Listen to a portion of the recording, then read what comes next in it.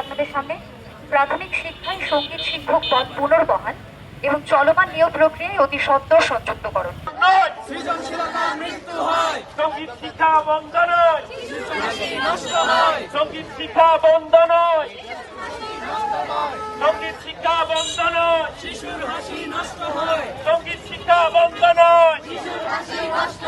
আমাদের কর্মসূচি হচ্ছে যে প্রাইমারি সহকারী শিক্ষক নিয়োগে যে শারীরিক শিক্ষা এবং সঙ্গীত দুটি পদ রাখা হয়েছিল সেগুলো স্থগিত করা হয়েছে। এর বিরুদ্ধে মূলত আজকে আমাদের মানববন্ধন।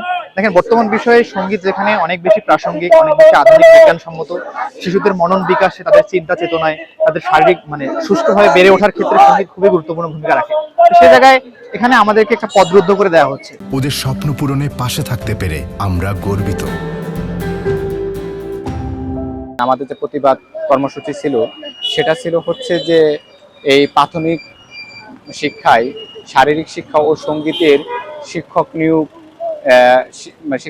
যে পদ স্থগিত করা হয়েছে বা বাতিল করা হয়েছে তার বিরুদ্ধে আর কি। যে এটা হচ্ছে যে প্রথমে আপনার আমাদের শিক্ষা প্রত্যেকটা পাবলিক বিশ্ববিদ্যালয়ের সঙ্গীত শিক্ষক সঙ্গীত বিভাগ রয়েছে, যার মাধ্যমে তাদেরকে সঙ্গীত বিষয়ে শিক্ষা দেওয়া হয় এবং তারা পাশ করে যাওয়ার পরে তাদের একটা কর্মসংস্থান দরকার।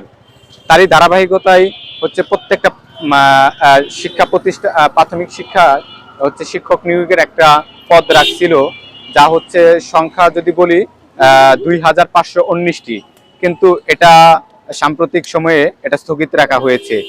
স্থগিত রাখার ক্ষেত্রে যেই কারণ দেখানো হয়েছে সেটি হচ্ছে যে বাংলাদেশে যে পরিমাণ প্রাথমিক বিদ্যালয় রয়েছে সেই তুলনায় এই পদ হচ্ছে অতি নগণ্য।